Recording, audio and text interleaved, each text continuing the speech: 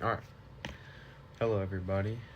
My name is Quinn Copeland, and I am this week's Discussion Board 3 team leader for Group 9. So, let's get into it. One of the main things that really stood out to me over the past couple weeks is how effective team communication leads us right into behaviors that drive acquired diversity. I think this is really important in the business world because almost every single field in business involves teamwork and communication. Some basic principles of team communication include focusing on performance, meeting often, embracing diversity, and focusing on psychological safety and ensuring all voices are heard.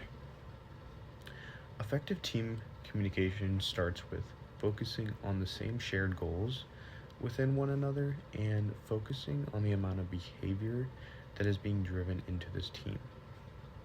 When teams are clear about what success looks like, it is easier to set goals and stay organized on a set track. I learned that strong teamwork doesn't just come automatically. You got to work at it, and it needs to be formed from the very beginning. Another thing that stood out to me was building a work environment around the team's values and future goals.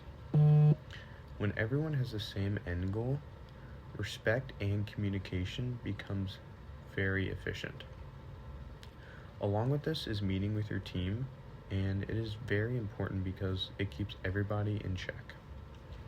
Something I found really interesting about this was the idea of sharing ideas without embarrassment. You can talk to people and bring up things without having to feel like you're not being heard.